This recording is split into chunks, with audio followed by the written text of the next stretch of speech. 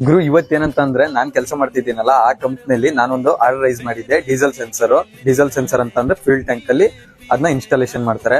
ಇವತ್ತು ನಾನು ಅಲ್ಲಿ ಹೋಗಿ ಯಾವ ತರ ಈ ವೀಲ್ ಸೈ ಕಂಪ್ನಿದು ಡೀಸೆಲ್ ಸೆನ್ಸರ್ ನ ಇನ್ಸ್ಟಾಲೇಷನ್ ಮಾಡ್ತಾರೆ, ಮತ್ತೆ ಇನ್ಸ್ಟಾಲರ್ ಯಾರು, ಮತ್ತೆ ನಮ್ ಕಸ್ಟಮರ್ ಯಾರು, ಪ್ರತಿಯೊಂದನ್ನು ಈ ಲೋಗಲ್ ಇರುತ್ತೆ, ಯಾವ ತರ ಇರುತ್ತೆ ಏನು ಅಂತ ಹೇಳಿ ನೋಡ್ತಾ ಹೋಗೋಣ ಬನ್ನಿ. ಅಲ್ಲಿ ಹೋಗ್ಬಿಟ್ಟು ಮಾತಾಡೋಣ. ಇವಾಗ ನಾ ಮನೇಲಿ ಇದ್ದೀನಿ, ಇವಾಗ ಬೆಳಗ್ಗೆ ಎದ್ದು ಬೇಗ ಹೋಗ್ತಾ ಇದ್ದೀನಿ. ಇವತ್ತು ಸ್ವಲ್ಪ ತಿಂಡಿ ತಿಂದ್ಬಿಟ್ಟು ಬನ್ನಿ, ಅಲ್ಲಿ ಏನಿರುತ್ತೆ ಎಲ್ಲ ನೋಡ್ತಾ ಹೋಗೋಣ ಆಯ್ತಾ.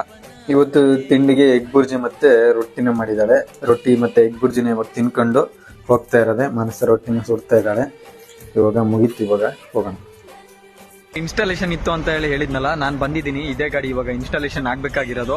ಇನ್ನೂ ನಮ್ಮ ಇನ್ಸ್ಟಾಲರ್ ಬಂದಿಲ್ಲ, ಮತ್ತೆ ನಮ್ಮ ಕಸ್ಟಮರ್ ಕೂಡ ಬಂದಿಲ್ಲ. ಇವಾಗ ಬರ್ತಾರೆ ಅನ್ಸುತ್ತೆ.